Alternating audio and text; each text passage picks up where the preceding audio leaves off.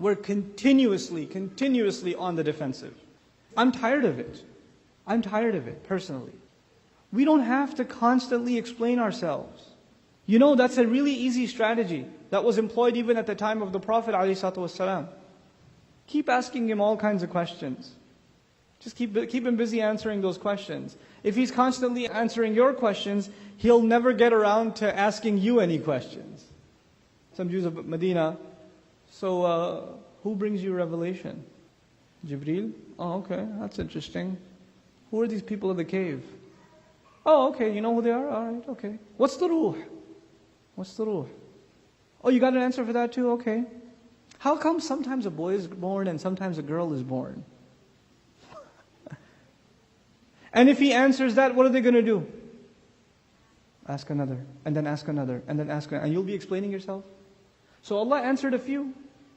And then we moved on to another question. They said, وَقَالُوا أَإِذَا كُنَّا عِظَامًا وَرُفَاتًا أَإِنَّا لَمَبْعُوثُونَ خَلْقًا جَدِيدًا.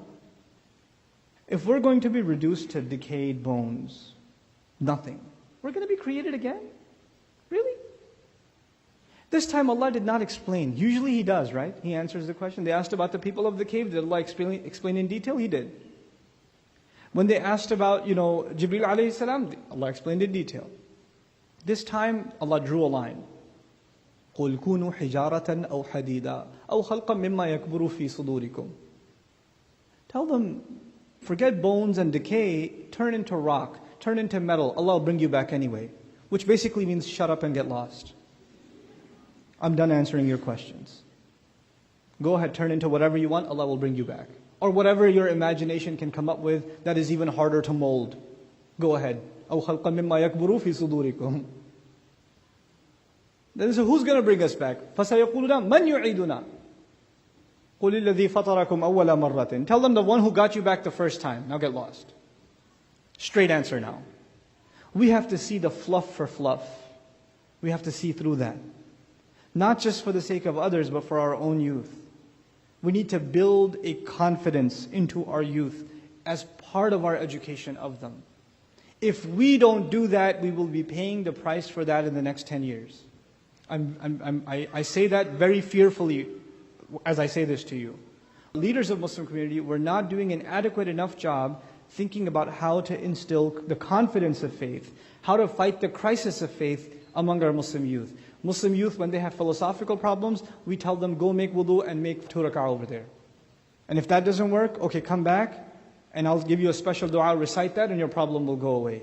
Listen, if they have a philosophical problem and if they have doubts already, the spiritual solution is there, but you cannot ignore the intellectual solution.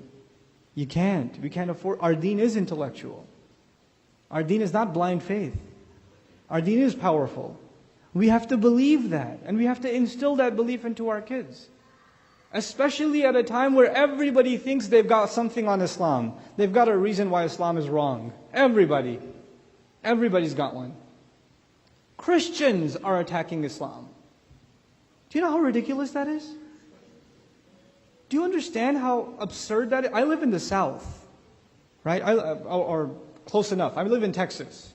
And I drive around in the South a lot. And my hobby is listening to Christian talk radio. That's what I do.